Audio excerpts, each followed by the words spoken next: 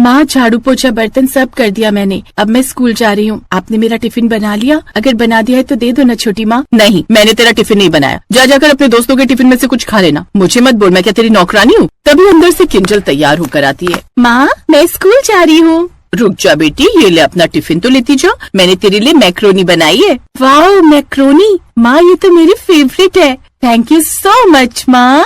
अरे मेरी प्यारी बच्ची, आराम से जाना। और तू क्या मेरी शक्ल देख रही है? बोला ना चल जाए यहाँ से। बेचारी स्वाति बिना टिफिन लिए ही स्कूल चली जाती है। दरअसल रूपरेखा गजेंद्र सिंह की दूसरी पत्नी थी। उसकी पहली पत्नी शीला की मौत कैंसर के कारण हो गई थी। शीला अपने पीछे महीने भर की बेटी स्वाति को छोड़ गई थी। तब गजेंद्र को स्वाति की चिंता सताने लगी, इसलिए अपनी बच्ची की देखभाल के लिए अब उसने दूसरी शादी करने की ठानी और रूपरेखा से शादी कर उसे घर ले आया। रूपरेखा शुरू में तो स्वाति के साथ अच्छे से रही, लेकिन जब शादी के साल भर बाद उसने खुद की बेटी को जन्म दिया तो उसका सारा प्यार अपनी बेटी किंजल की तरफ चला गया और बचपन से ही स्वाति और उसमें भेदभाव करने लगी। ले मेरी बच्ची, ये ले दूध पी ले, बॉर्नवीटा डालकर बनाए, तुझे पसंद है ना? माँ मुझे भी बॉर्नवीटा डालकर दूध पीना है। एक मारूंगी ना खींच कर, तेरी शक्ल भी है दूध पीने लायक। मुफ्त का दूध नहीं आ रहा, बड़ा महंगा आता है। इतने में गजेंद्र काम से लौट आता है। क्या हुआ स्वाति, गुड़िया का मुंह क्यों बना हुआ है? पापा मुझे भी दूध पीने का मन है। रूपरेखा तुमने इसके लिए दूध नहीं बनाया? वो इसे थोड़ी सी खांसी थी ना, इसीलिए मैंने नहीं बनाया, उससे कफ होता है ना। कोई बात नहीं, तुम इसे बॉर्नवीटा डालकर दूध दे दो। परसों मैं शहर से दोनों बेटियों के लिए लाया था ना। और हाँ, सोने के वक्त इसे खांसी की दवाई पिला देना। जी ठीक है। रूपरेखा मुंह बनाकर रसोई में चली जाती है। रूपरेखा बड़ी चालाक थी, वो अपनी सगी और सौतेली बेटियां दोनों में भेदभाव करती थी।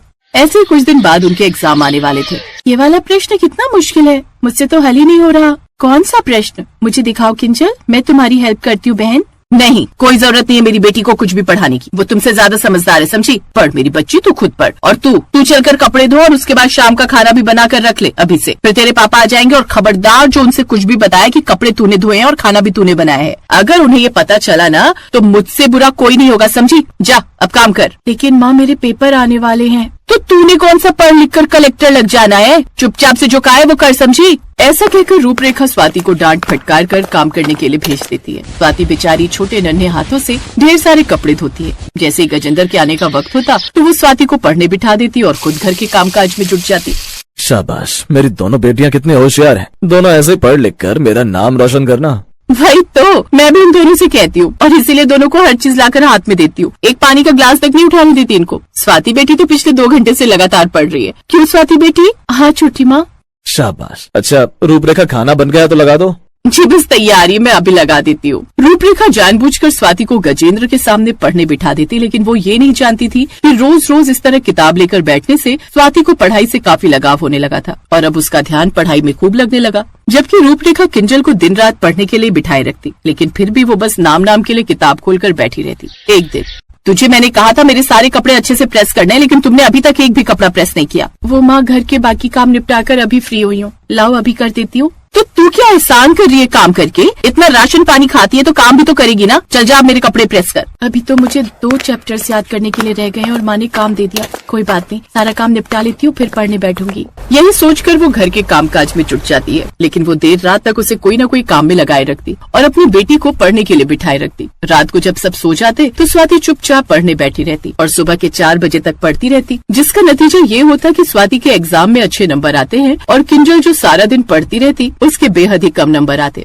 ना जाने ये छोकरी पढ़ती कब है, थोड़ी देर पढ़कर भी इतने अच्छे नंबर ले आती है। ऐसे समय बीता और अब दोनों बेटियां जवान हो गई। स्वाति ने 12वीं पूरी कर ली। पापा मुझे आगे की पढ़ाई के लिए बेंगलुरु जाना है और अपनी मरी हुई माँ का सपना पूरा करना है। आप हमेशा कहते थे ना कि माँ बोलती थी कि वो अपनी बेटी को अफसर बनते हुए देखना चाहती है। मैं माँ का सपना पूरा करना चाहती हूँ पापा। ठीक है मेरी बच्ची, तू जाना चाहती है तो मैं तुझे रोकूंगा नहीं। लेकिन ये सुनकर सौतेली माँ बुरी तरह जल भुन जाती है।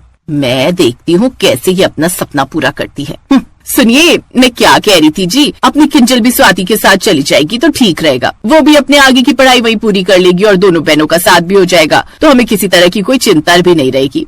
ठीक कहती हो तुम रूपरेखा। गजेंद्र इस बात के लिए मान जाता है, लेकिन रूपरेखा के मन में तो अलग ही प्लान चल रहा था। देख किंजल, मैं चाहती हूँ कि तू वहाँ जाकर इस स्वाति की बच्ची को इतना परेशान करे कि ये कभी अपना सपना पूरा न कर पाए।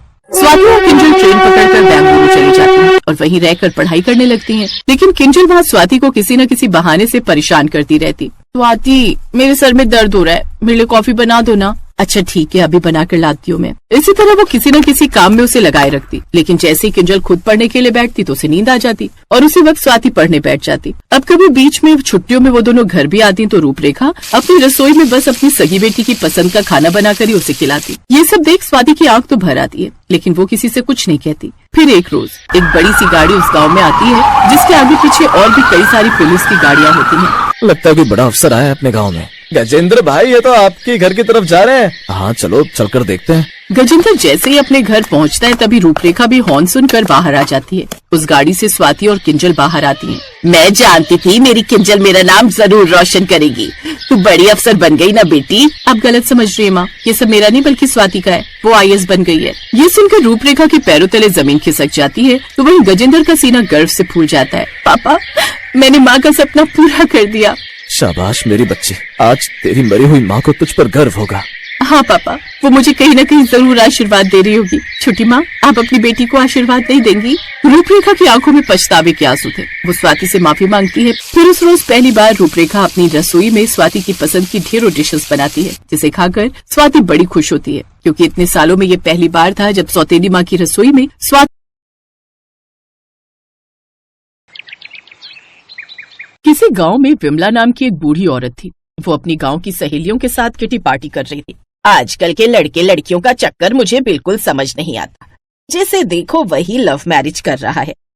विमला, तेरा भी तो बेटा जवान हो चुका है, देखना कहीं वो तो किसी लड़की के चक्कर में नहीं फंस गया। मैं ऐसा होने ही नहीं दूंगी। मैं अपने रोहन के लिए लाखों में एक बहू ढूंढ कर लाऊंगी और दहेज में एक मस्त गाड़ी लूंगी। फिर एक के ऊपर एक पैर रखकर ठाट से चलूंगी पूरे गांव में। ऐसे वो सब गप्पे मारती रही। शाम को जब विमला अपने घर आई तो देखा उसके बेटे रोहन के साथ एक लड़की थी और दोनों के गले में वरमाला थी। ये सब क्या है रोहन? माँ, ये दिव्या है। हम दोनों एक दूसरे को पसंद करते हैं, इसीलिए शादी कर ली। आपको ये सब पसंद नहीं, इसीलिए नहीं बताया। ए लड़की, तू इस घर में नहीं रह सकती, निकल जा इस घर से। दिव्या एक मुंहफट और तेज तर्रार लड़की थी। उसने चिल्लाते हुए कहा, क्यों निकल जाऊं मैं? हाँ, मैं रोहन से शादी करके आई हूँ।